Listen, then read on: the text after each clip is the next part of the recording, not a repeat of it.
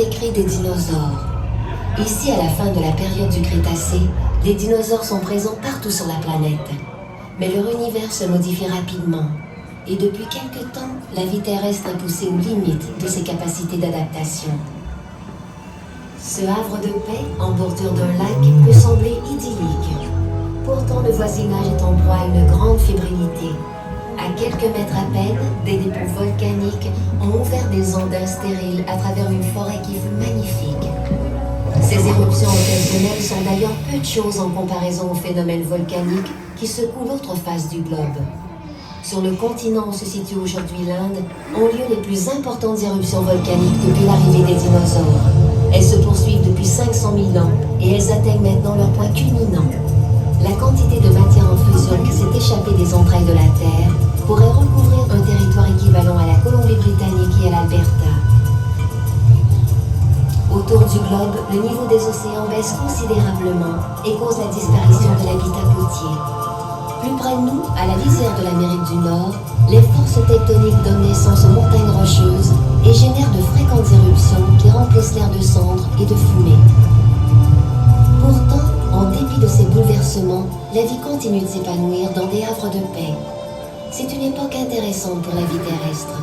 Les oiseaux ont réussi à conquérir le ciel et les petits mammifères abondent.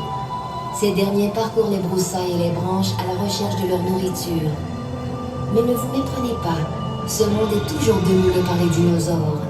Et il en sera ainsi pendant encore une autre journée.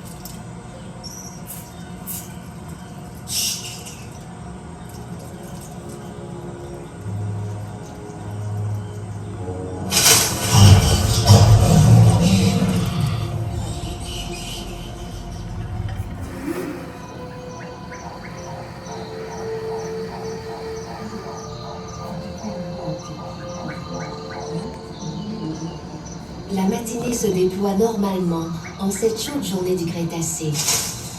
Mais l'histoire de la vie terrestre est sur le point de changer à jamais.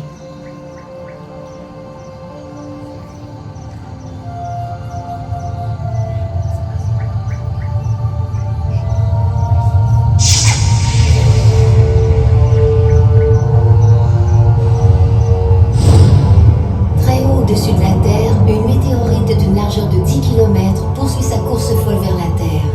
Cet impact causera la disparition de 50% des espèces. Cette météorite s'écrase avec une force comparable à celle de 10 milliards de bombes atomiques, à proximité de la région où se situe aujourd'hui l'État du Yucatan au Mexique. La dévastation s'étend sur plusieurs milliers de kilomètres. Des tsunamis dont les vagues peuvent mesurer une centaine de mètres irradient vers l'extérieur du site de l'impact et détruisent les écosystèmes lorsque les vagues atteignent les côtes.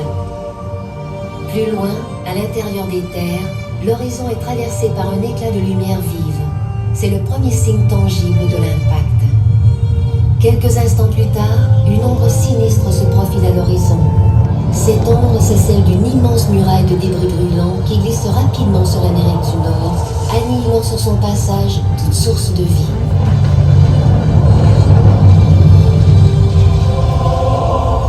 Des débris rocheux projetés dans le ciel lors de l'impact commencent à retomber sur Terre. Lorsqu'ils reviennent dans l'atmosphère, ces débris suborbitaux s'enflamment et créent une pyrosphère incandescente. Toute vie exposée à cette chaleur intense est immédiatement détruite. De terribles feux de forêt éclatent partout. Au fond des mers, l'impact de la météorite sur les rochers a dégagé du soufre provoquant une réaction avec les vapeurs blanches. Il en résulte des pluies acides intenses qui vont durer des mois. Quelques heures plus tard, un brouillard dense s'installe sur Terre, bloquant le passage des rayons solaires durant des mois. Les formes de vie qui ont survécu au choc s'abandonnent maintenant à un hiver long et froid. Nous ne pouvons que spéculer sur les années qui ont suivi ce cataclysme. Nous ignorons si les dinosaures ont disparu rapidement ou s'ils ont survécu dans quelques régions protégées qui leur servaient de havre.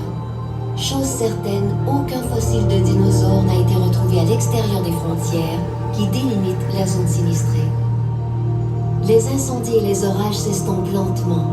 Les premiers rayons du soleil s'immiscent à travers la grisaille et la vie entreprend sa longue convalescence.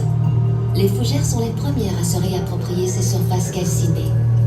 Lorsque la poussière retombe enfin, il devient évident qu'aucune forme de vie n'a subsisté dans son intégrité. Les grands reptiles marins, tels que les mosasaures et les plésiosaures, ont disparu, de même que les derniers grands reptiles volants. De toutes les espèces de dinosaures, seuls les oiseaux ont réussi à survivre à l'impact.